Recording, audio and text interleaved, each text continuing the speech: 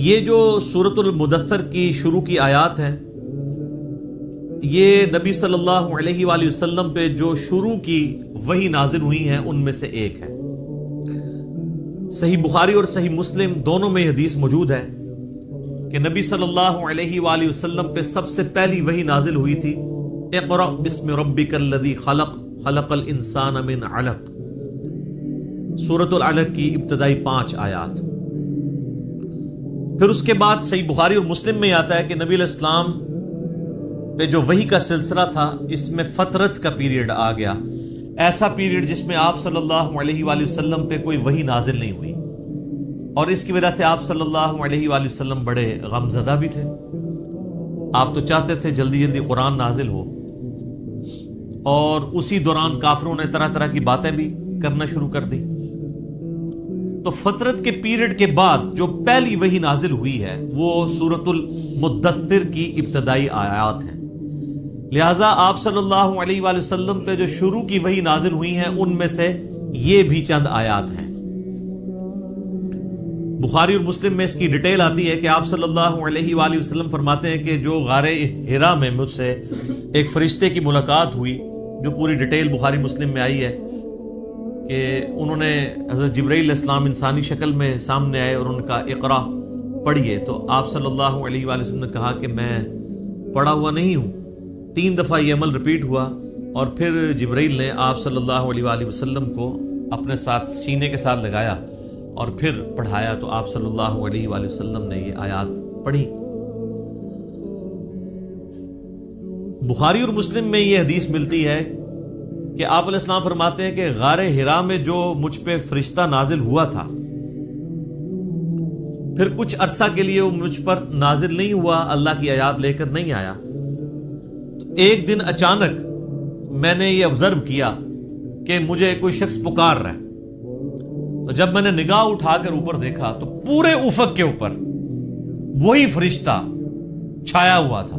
اب ظاہر ہے کہ نبی علیہ السلام کے اوپر ایک دہشت طاری ہوگی، ایک انسان کے لیے تو یہ بڑا عجیب و غریب منظر ہے نا، کہ جہاں تک آپ کو منظر نظر آ رہا ہے کہ بندہ آپ کو اوپر نظر آ رہا ہے اور وہ آپ کو پکار رہا ہے۔ تو آپ علیہ السلام، بخاری مسلم کے الفاظ ہیں کہ دہشت کے مارے گر پڑے، اور پھر آپ صلی اللہ علیہ وآلہ وسلم واپس آئے اپنے گھر اور سیدہ خدیجہ سے کہا کہ مجھے کمبل اڑا دو۔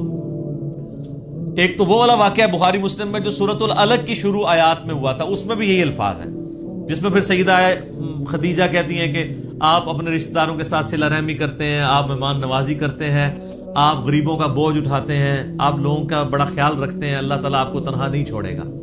اس حدیث میں یہ الفاظ ہیں کہ جب یہ کمبل اڑایا گیا تو پھر اللہ تعالیٰ کی طرف سے اس فرشتے نے ندا دی اور یہ آیات پڑھی، یا ایھا المدثر قم فانذر وربک فکبر وثیابک فطہر۔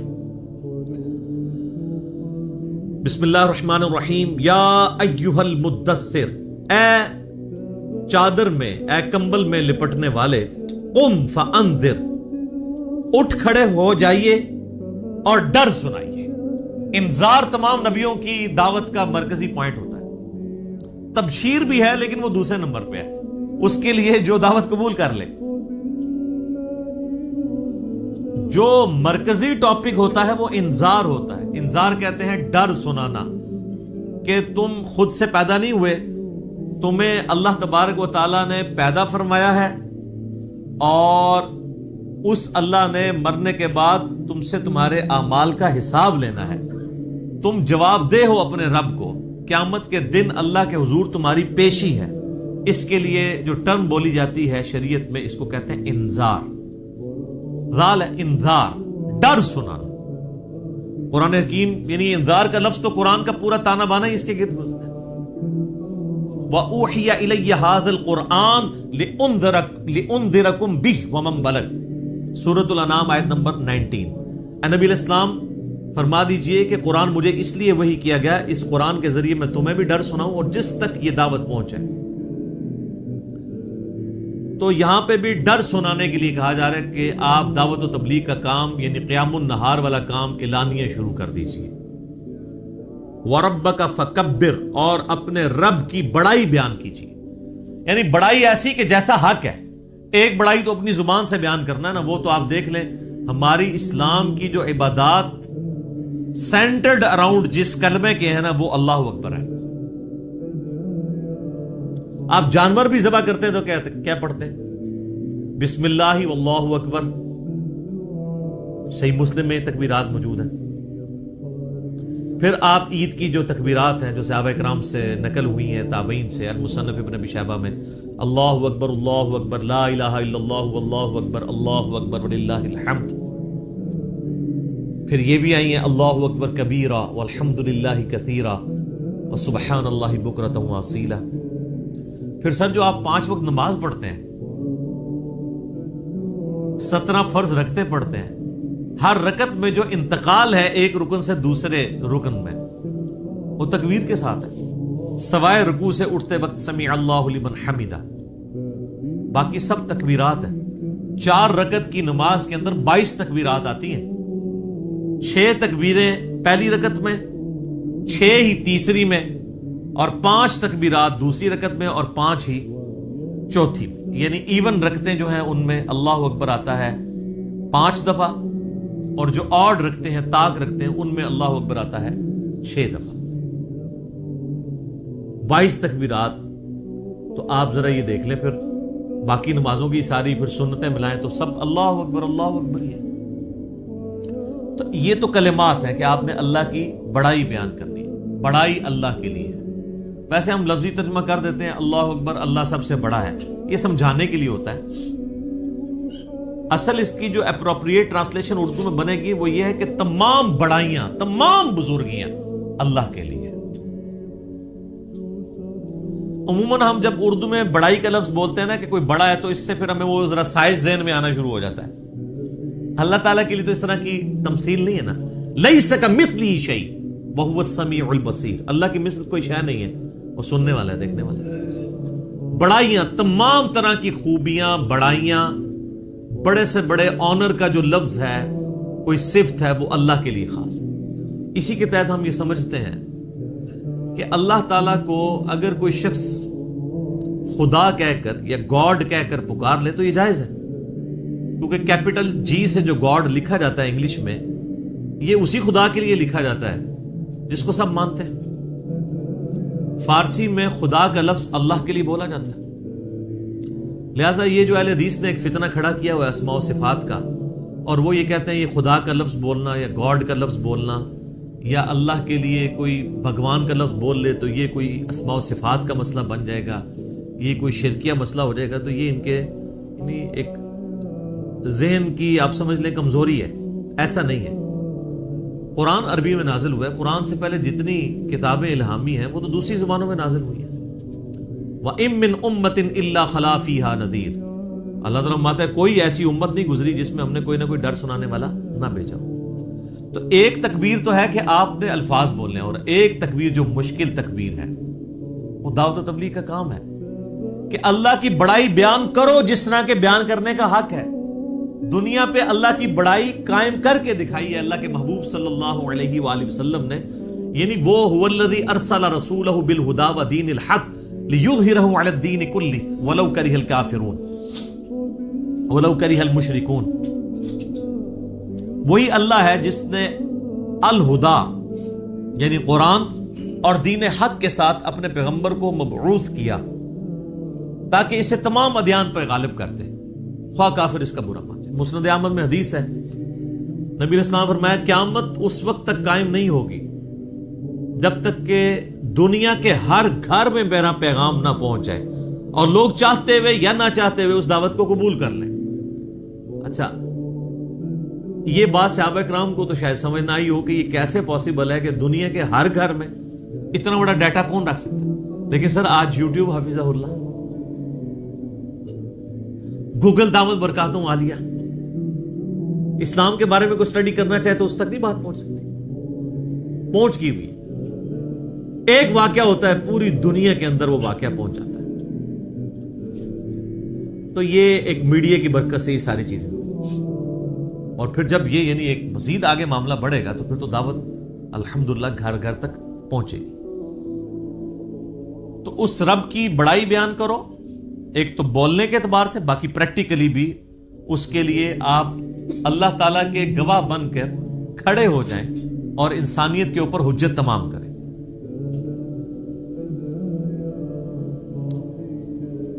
جامعہ ترمذی میں ایک حدیث موجود ہے، دلائل النبوہ امام بیہقی کی کتاب میں موجود ہے صحیح سند کے ساتھ، اور مشکات المصابیح کی 3 جلد کے اندر بھی آپ کو مل جائے گی۔ سیدنا جابر بن عبداللہ رضی اللہ تعالیٰ عنہ پوچھتے ہیں نبی علیہ السلام سے، اے اللہ کے محبوب صلی اللہ علیہ وآلہ وسلم، آپ پر نبوت کب واجب ہوئی؟ آپ کب نبی بنائے گئے؟ تو آپ صلی اللہ علیہ وآلہ وسلم نے فرمایا، میں اللہ کے ہاں اس وقت بھی خاتم النبیین لکھا ہوا تھا جبکہ آدم علیہ السلام ابھی روح اور جسم کے درمیان تھے۔ ایک روایت میں آتا ہے کہ آدم علیہ السلام ابھی مٹی اور پانی کے درمیان تھے، میں اللہ کے علم میں اس وقت بھی خاتم النبیین لکھا ہوا تھا۔ ظاہر ہے اللہ کے ڈیوائن نالج میں تو تھا۔ میں دعائے ابراہیم ہوں، میں عیسیٰ کی بشارت ہوں، میں اپنی ماں کا وہ خواب ہوں جو انہوں نے پیدائش کے وقت دیکھا جب میری پیدائش ہوئی،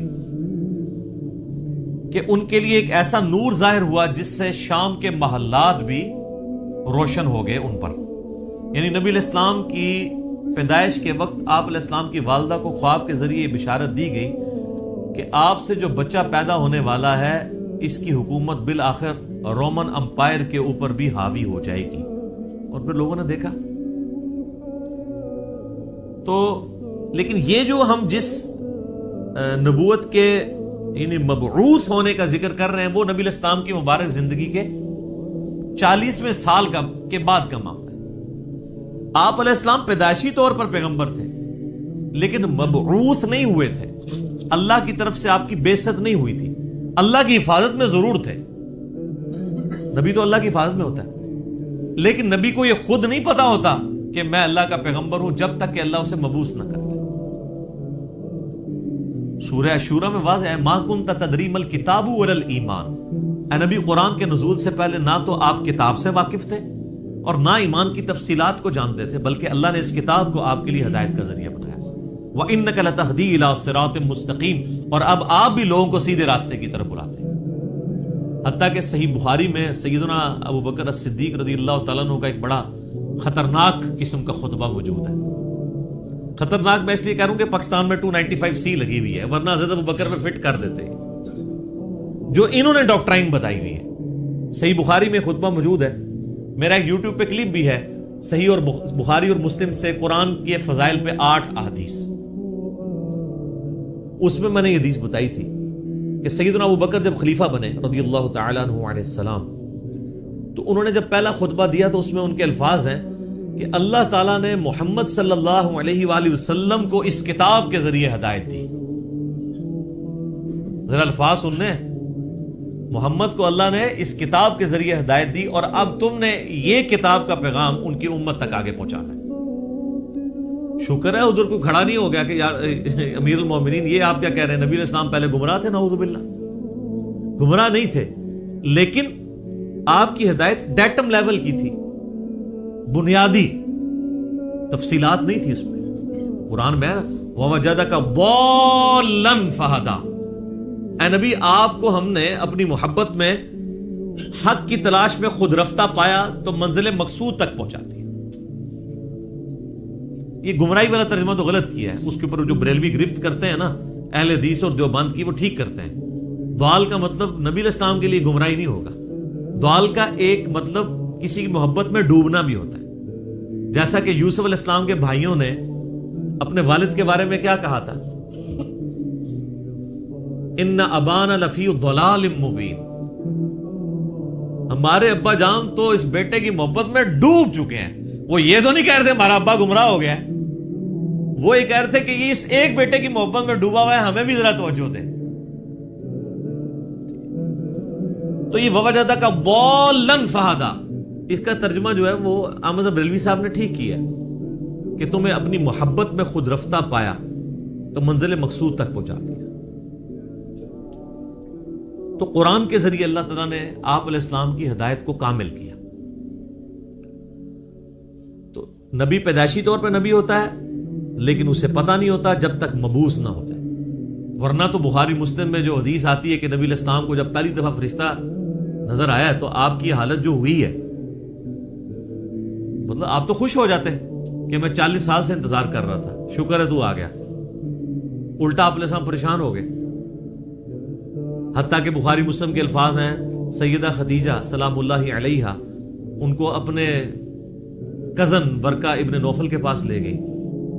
انہوں نے جب نبی علیہ السلام کی کنڈیشن سنی، وہ نابینا ہو چکے تھے، انہوں نے کہا یہ تو وہی لگتی ہے، وہی والی وہی جو موسیٰ علیہ السلام پہ نازل ہوئی تھی۔ تو پھر انہوں نے کہا کہ عنقریب آپ کی قوم آپ کو نکال دے گی یہاں سے۔ ہائے ہائے ہائے ہائے ہائے۔ نبی علیہ السلام نے کہا کہ میری قوم مجھے یہاں سے نکال دے گی، یہ تو مجھ سے بڑی محبت کرتے ہیں۔ انہوں نے کہا کہ یہ دعوت ہی ایسی ہے، آپ سے پہلے جس جس پیغمبر نے اپنی قوم میں یہ دعوت بلند کی ہے نا، اسے اس کی قوم نے نکال ہی دی ہے۔ کاش میں اس وقت تک زندہ رہا تو میں آپ علیہ السلام کی مدد کروں گا، ورنہ وہ پہلے ہی فوت ہو گئے۔ ویسے تو ان کو وہ اسی لیے ان کو ہم صحابی کے طور پہ نہیں گنتے ہیں، کیونکہ نبی علیہ السلام اس وقت تک صرف نبی بن کے مبعوث ہوئے تھے، رسول نہیں بنے تھے۔ اس وقت سورۃ العلق کی آیات نازل ہوئی تھی، رسول تب بنے جب یہ آیات نازل ہوئی ہیں کہ اب آپ کھڑے ہوں اور لوگوں کو دعوت و تبلیغ کا کام کریں۔ پہلے صرف یہ تھا کہ آپ کے اوپر وہ حقیقتیں آشکار ہوئی تھی، اور 40ویں سال یہ معاملات شروع ہو گئے تھے۔ صحیح مسلم میں حدیث ہے کہ نبی علیہ السلام نے فرمایا کہ میں اس پتھر کو بھی پہچانتا ہوں جو بعثت سے پہلے مجھے سلام کیا کرتا تھا۔ تو آپ کو اشارے ملنے شروع ہو گئے تھے کہ آپ کے ساتھ کوئی ایکسٹرا آرڈنری معاملہ ہونے والا ہے، ورنہ آپ دیکھیں نا، آپ گزر رہے ہو اور پتھر آپ کو سلام کر رہا ہو تو بندے کو ایک بار انہیں چیزوں کا آئیڈیا ہونا شروع ہو جاتا ہے کہ کوئی میرے ساتھ ایکسٹرا آرڈنری۔ اور پھر آپ دیکھ لیں کہ آپ علیہ السلام پہ جب یہ سارے معاملات ہوئے نا تو اللہ نے آپ کا دل کیسا مضبوط کیا کہ ایک لمحے کے لیے بھی آپ کو یہ خیال نہیں آیا کہ میں کسی غلط راستے پہ چل رہا ہوں۔ ایکسپیرینس واقعی پہلا تھا، اس کی وجہ سے آپ پریشان ضرور ہوئے، لیکن آپ کا کانفیڈنس کبھی لوز نہیں ہوا کہ یہ کیا ہو رہا ہے، ایسا نہیں کبھی ہوا۔ وہ اللہ نے دل مضبوط کیا، اور یہ پیغمبر کے ساتھ غیبی تائید ہوتی ہے اللہ کی۔ بعض اوقات پیغمبر جو ہیں وہ بچپنے میں ہی بولنا شروع کر دیتے ہیں۔ سورہ مریم میں آتا ہے، سورہ آل عمران کے اندر آتا ہے کہ حضرت عیسیٰ علیہ السلام جو ہیں وہ ماں کی گود میں بھی کلام کر رہے ہیں۔ اللہ تعالیٰ چاہے تو، اور وہ کیا کہہ رہے ہیں کہ مجھے اللہ نے پیغمبر بنایا ہے، مجھے کتاب دی ہے اور مجھے مبارک بنایا ہے، اور میں اپنے ماں باپ، میں اپنی ماں کے ساتھ اس نے سلوک کرنے والا مجھے بنایا ہے۔ سلام ہو اس دن پر جس دن میں پیدا ہوا، جس دن میں مروں گا اور جس دن میں اٹھایا جاؤں گا۔ یہ ساری گفتگو کر رہے ہیں ماں کی گود میں۔ ان کو اللہ نے اسی وقت مبعوث کر دیا۔ اکثر انبیاء کو اللہ تعالیٰ نے 40 سال کی عمر میں مبعوث کیا، کیونکہ 40 سال کی عمر جو ہے نا یہ میچورٹی کی عمر ہے۔ حضرت موسیٰ علیہ السلام کو بھی 40 سال کی عمر میں مبعوث کیا۔ اس کے بعد انسان یعنی دنیا کے سارے حقائق دیکھ چکا ہوتا ہے، اتنے ایکسپیرینس اس کو آ چکے ہوتے ہیں کہ وہ اب ایک بڑے لیول کی دعوت کو لانچ کر سکتے ہیں۔ اور جو لوگ ذرا اس سے پہلے شروع ہو جاتے ہیں دعوت کے حوالے سے، تو وہ اللہ تعالیٰ کی طرف سے کوئی ایکسٹراڈنری کسی کے ساتھ معاملہ ہو سکتا ہے، جس طرح حضرت عیسیٰ علیہ السلام تھے۔ اور جب انہوں نے یہودیوں کو ایڈریس کرنا شروع کیا ہے، اس وقت ہارڈلی آپ کی عمر 25 سال تھی حضرت عیسیٰ علیہ السلام کی، جب یروشلم میں جا کے انہوں نے یہودی پادریوں کو للکارنا شروع کیا۔ بڑے بڑے بزرگوں کی گستاخیاں جب حضرت عیسیٰ نے شروع کی ہیں، اس وقت ان کی عمر صرف 25 سال تھی۔ وہ تو ہی کہتے تھے نا گستاخی ہو رہی ہے ہمارے ساتھ، تو گستاخی سمجھتے تھے، کیونکہ حضرت عیسیٰ علیہ السلام ان کو کرٹیسائز کرتے تھے، میٹھی میٹھی باتیں نہیں کرتے تھے۔ میٹھی میٹھی باتیں کرتے تو وہ ہاتھ ڈالتے، وہ کہتے تھے تم یہ کہتے ہو اور کتاب میں یہ لکھا ہوا ہے، تم خود یہ کرتے ہو۔ تو انہوں نے کہا پکڑ لو اس کو، قتل کے درپے ہو گئے۔ وہ تو اللہ تعالیٰ نے ان کو زندہ اٹھا لیا، ورنہ وہ تو قتل کر ہی دیتے حضرت عیسیٰ علیہ السلام کو۔ تو اس میں میں ایک بڑا تلخ جملہ بولتا ہوں کہ حضرت عیسیٰ علیہ السلام جو یہودیوں نسل تھے، یہودیوں نے اپنے علماء کے زیر اثر ان کے قتل کے اوپر آمادگی ظاہر کر دی۔ یہ علماء کا فتنہ اتنا بڑا فتنہ ہے کہ یہ فتنہ وقت کے پیغمبر کے خلاف بھی کھڑا ہو جائے تو اس کو بھی دنیاوی طور پہ فیل کر دیتا ہے۔ دنیاوی طور پہ تو فیلئر ہی ہے نا، 12 بندے صرف ایمان لے کے آئے، اپنی بھی جان اللہ نے بچائی، دنیا میں تو یہ دیکھا جاتا نا اس کے کروڑوں فالوور ہوں، تبھی تو بتا رہے ہوتے ہیں نا جی جناب اتنا بڑا اجتماع ہوا ہے، اتنے جلسے میں لوگ آئے. وہ کیوں بتا رہے ہوتے ہیں؟ کامیابی کے لیے. حضرت عیسیٰ علیہ السلام کے جلسے میں کتنے لوگ ہوتے تھے؟ 12، وہ بھی 2 بھی گلیلیا جھیل کے کنارے جا کے. وہ باقی تو بات ہی نہیں سنتے تھے، انہوں نے دھوبیوں کو بات سمجھ آ گئی. وہ جناب اللہ کی مرضی ہے کسی کو بات سمجھ آ جائے. ابو جہل کو سمجھ نہیں آئی ہے، بلال حبشی کو سمجھ آ گئی ہے، عمار ابن یاسر کو سمجھ آ گئی ہے، یاسر اور سمیہ کو سمجھ آ گئی ہے رضی اللہ عنہم اجمعین وعلیہم السلام اجمعین. والذین جاہدوا فینا لنہدینہم سبلنا، جو لوگ کوشش کریں گے انہی کو بات سمجھ. تو نبی علیہ السلام کا باقاعدہ حکم ہوا ہے کہ آپ نے اپنے رب کی بڑائی کے لیے کھڑے ہو جانا ہے. وَثِيَابَكَ فَطَهِّرْ، اور اپنے کپڑوں کو پاک رکھنا ہے. یعنی پیغمبر مبعوث ہوا ہے اور اسے کپڑوں کی پاکیزگی کا حکم دیا جا رہا ہے. اور صوفیاء کے ہاں جس نے سب سے زیادہ گندے کپڑے پہنے وہ اتنا بڑا بزرگ ہوتا ہے. Point to be noted. ہاں آپ تصوف کی کتابیں پڑھ کے دیکھیں سر، یہ تذکرۃ الاولیاء جو ایک سمجھ لیں مدر بک ہے تصوف کی، شیخ فرید الدین عطار المتوفا 632 ہجری، جس کے حوالے فضائل اعمال، فضائل صدقات، فضائل سنت، یہ سارے بزرگ بابوں کی کتابوں میں ملیں گے، جن سے اب طارق جمیل صاحب نے بھی اعلان برات کر دی ہے اللہ کے فضل سے. وہ سارے واقعات ادھر سے ہی چھاپے مارے ہوئے. اس میں آپ کو کئی بزرگوں کا ملے گا کہ ان کو جوئیں پڑی ہوئی ہوتی تھی، اگر کوئی جوں نیچے گرتی تھی وہ اٹھا کے پھر رکھ لیتے تھے اوپر، کہتے تھے میرے اللہ کی مہمان ہے. لوگ کہتے ہیں سبحان اللہ. اور بخاری مسلم میں موجود ہے ایک صحابی کے سر میں جوئیں پڑ گئی اور نبی علیہ السلام کے ساتھ انہوں نے احرام یعنی باندھا ہوا تھا. تو انہوں نے کہا یا رسول اللہ مجھے یہ تو جوئیں پڑ گئی ہیں، جوئیں تنگ کر رہی ہیں، تو مجھے اجازت دیں میں بال منڈوا دوں. اب آپ جب تک احرام کی ساری پابندیوں سے آزاد نہیں ہوتے ہیں اس وقت تک تو بال نہیں منڈوا سکتے. پھر نبی علیہ السلام نے ان کو بال منڈوانے کی اجازت دے دی اور اس کے اگینسٹ پھر انہوں نے جو ہے نا وہ ایک دم بھی دیا.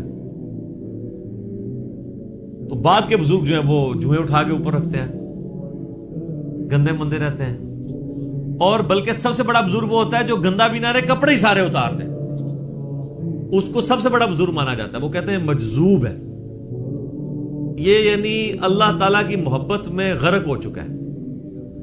یعنی اس کا مطلب ہے کہ اللہ کی محبت میں غرق ہونے کا مطلب یہ ہے کہ بندے کے کپڑے پہلے چلے جاتے ہیں. تو اللہ تعالیٰ کی معرفت سب سے زیادہ مخلوقات میں سے کن کو ہوتی ہے؟ انبیاء کو.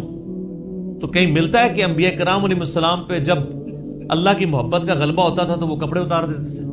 کہیں ملتا ہے ایسی بات؟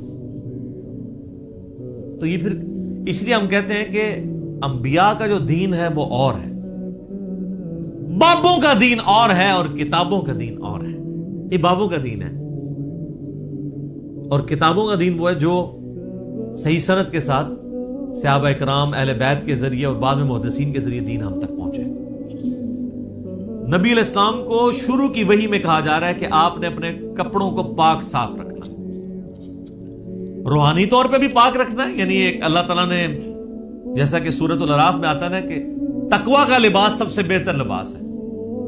تو وہ یعنی آنکھوں کی پاکیزگی، ہاتھوں کی پاکیزگی، ایک تو فزیکل نجاست سے بھی اور روحانی طور پہ بھی، حرام کی طرف نگاہ نہ اٹھے، ہاتھ حرام کی طرف نہ بڑھے. تو فزیکل نجاست بھی ختم کرنی ہے اور انٹلیکچوئل نجاست بھی ختم کرنی ہے. اور کیا کرنا ہے؟ وَالرُّجْزَ فَاهْجُرْ، اور بتوں سے بھی آپ نے دور رہنا. آپ علیہ السلام پیدائشی طور پہ ہی بتوں سے ہمیشہ دور رہے. اب اسٹرکٹلی آ رہا ہے کہ اس چیز کو آپ نے اب پریکٹس کرنا ہے. وَلَا تَمْنُن تَسْتَكْثِرْ، اور کسی پر احسان نہ کیجئے زیادہ لینے کی نیت سے. یعنی کسی کے ساتھ اگر آپ نیکی کر رہے ہیں تو دماغ میں یہ نہ رکھیں کہ میں اس کے ساتھ نیکی کر رہا ہوں تو یہ بدلے میں میرے ساتھ کرے گا. بے لوث ہو کے کریں، ایثار کے جذبے کے تحت. وَلِرَبِّكَ فَاصْبِرْ، ہائے ہائے یہ ہے بات. اپنے رب کے لیے صبر پھر اختیار کیجیے. یعنی آپ کو بتایا جا رہا ہے کہ آپ یہ معاملہ کوئی اتنا آسان نہیں ہونے والا. آپ ذرا دیکھیں جب یہ آیات نازل ہو رہی ہیں اس وقت تو آپ علیہ السلام کے تو دماغ میں بھی نہیں یہ بات کہ میرے ساتھ آگے ہونا کیا ہے. ایک شخص جو عرب کے لوگوں کی آنکھوں کا تارا ہے، جسے سب لوگ سر پہ اٹھائے ہوئے ہیں، صادق اور امین کہتے ہیں، اس کی مثالیں دیتے ہیں، اس کے فیصلوں کا احترام کرتے ہیں، اور وہ اس خاندان سے ہے جو خانہ کعبے کا متولی بھی ہے. انہوں نے زیادہ سے زیادہ کیا سوچا ہوگا میرے ساتھ کیا کر لیں گے؟ زیادہ سے زیادہ مسجد میں آنے میں پابندی لگا دیں گے نا، شہر بدر کر دینا، قتل کے فتوے جاری کر دینا. یہ تو نبی علیہ السلام نے سوچا بھی نہیں تھا کبھی. اب یہ جب یہ آیات نازل ہو رہی ہے کہ آپ نے صبر کا دامن نہیں چھوڑنا، اللہ کو تو پتہ ہے نا میں نے کرنا کیا ہے اپنے نبی کے ساتھ. ظاہر ہے وہ تو اللہ تعالیٰ فرماتا ہے کہ ہم نے قرآن پاک میں مضمون کئی جگہ ہے کہ ہم نے تمام نبیوں کے مخالفین جن و انس میں سے اٹھائے ہیں. اللہ تعالیٰ کہتے ہیں ہم نے اٹھائے ہیں. مراد یہ کہ جب اٹھتے ہیں تو ہم انہیں اٹھنا دیتے ہیں تاکہ یہ کشاکش ہوگی تو پھر حق اور باطل کی کشاکش کے بعد پھر سچائی کی چاشنی فیل ہوتی ہے نا. اگر پیاس ہی نہ ہو تو ٹھنڈے پانی کی قدر کیا آئے گی؟ تو اللہ تبارک و تعالیٰ نے اپنے نبی کو بھی ان آزمائشوں سے گزارا ہے. انڈیویجول آپ علیہ السلام پہ بھی بہت آزمائشیں آئی اور اجتماعی طور پہ صحابہ اور اہل بیت پہ بھی آئی ہیں. لیکن جب یہ آیات نازل ہو رہی ہیں تو اب آپ یہ سمجھ لیں کہ یہ ابھی آپ علیہ السلام کے یعنی جو بخاری مسلم میں آتا ہے کہ آپ کے پیٹھ کے اوپر اوجڑی رکھی گئی اور آپ اٹھ نہیں سکے، یہ واقعہ نہیں ہوا. آپ کے گلے کے اندر صحیح بخاری مسلم میں آتا ہے کہ وہ ڈالا گیا کپڑا اور اتنی زور سے دبایا گیا کہ قریب تھا کہ آنکھیں ابل آتی. یہ واقعہ نہیں ہوا. طائف کا واقعہ نہیں ہوا کہ جس میں پتھر اتنے مارے گئے کہ مبارک خون سے جوتیاں بھی بھر گئیں. یہ واقعہ نہیں ہوا. پھر قتل کے فتوے کے رات کے وقت سیدنا ابوبکر کو ساتھ لے کے اور مولا علی کو اپنے بستر پہ لٹا کے آپ علیہ السلام ہجرت کے لیے نکل گئے. یہ واقعہ بھی نہیں ابھی ہوا. اور سر پر مدینے میں تو لائف ہی پوری ڈائنامک، جاتے ہی یہودی متھے مارے لگ گئے، جا کے منافقین اوپر سے کلمہ پڑھ لیا، پیچھے سے وہ یعنی جڑیں کاٹتے رہے. پھر غزوہ بدر میں جو کچھ ہوا، احد میں تو نبی علیہ السلام کے دانت بھی شہید ہو گئے اور آپ کی شہادت کی خبر مشہور ہو گئی، اس قدر آپ کا خون بہہ گیا. خندق کے وہ موقع کے اوپر آپ علیہ السلام کو سخت سردیوں کی راتوں میں کس طریقے سے ایون صحابہ کہتے ہیں ٹوائلٹ جانا ہمارے لیے مشکل ہو جاتا تھا، سامنے سے تیر آ کے لگ جاتا تھا. اس کے بعد پھر صلح حدیبیہ والی جو مشقت کاٹنی پڑی، اتنا پیدل سفر کر کے، پھر ایک پیس ٹریٹی کر کے واپس جانا پڑ گیا، عمرہ بھی نہیں کیا. پھر غزوہ خیبر والی جو ایک معاملہ آیا وہ کئی ہفتوں تک. اس کے بعد پھر فتح مکہ کے لیے 10,000 کے صحابہ کے لشکر کو لے کے نکلے رمضان کے مہینے کے اندر. ہم لوگ ادھر ایسی میں بیٹھے ہوئے، اور پھر ختم نہیں ہوا معاملہ. فوراً فتح مکہ کے 3-4 مہینے کے بعد قبیلہ حوازن کے ساتھ جو ہے وہ جنگ غزوہ حنین ہو گئی.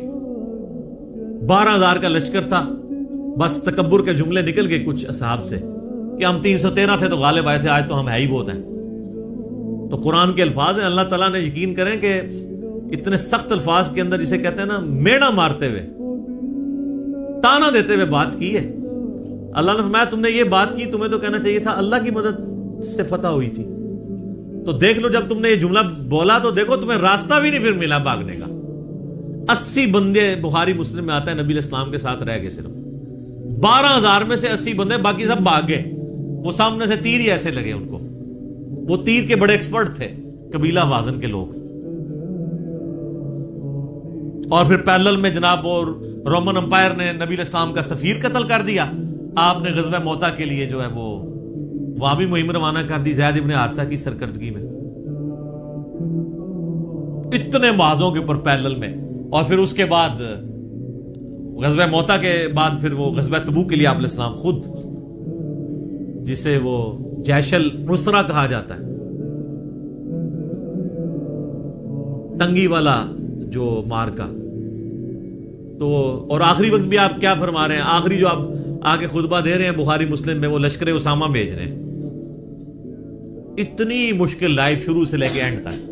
اور یہ تو باہر کی لائف ہے جو اندر آپ کو تکلیفیں اٹھانی پڑ رہی ہیں. بیویاں کہہ رہی ہیں کہ جی اس طرح ہمارا گزارا نہیں ہوگا، پھر قرآن نازل ہو رہا ہے کہ نہیں اسی طرح گزارا کرو. تو کئی معاذوں کے اوپر. اب یہ سارے معاذ اگر آپ کے ذہن میں ہونا تو پھر آپ یہ آیت پڑھیں والی ربی کا فصبر. اے نبی علیہ السلام آپ نے اللہ کے لیے صبر کرنا ہے, ابھی تو بڑے بڑے مراحل آنے ہیں. فَإِذَا نُقِرَ فِي النَّاقُورِ, اور پھر جب سور پھونکا جائے گا, فَذَلِكَ يَوْمَئِذٍ يَوْمٌ عَسِيرٌ, تو وہ دن بڑا سخت ہوگا. عَلَى الْكَافِرِينَ غَيْرُ يَسِيرٌ, کافروں پر آسان نہیں ہوگا. ذَرْنِي وَمَنْ خَلَقْتُ وَحِيدًا,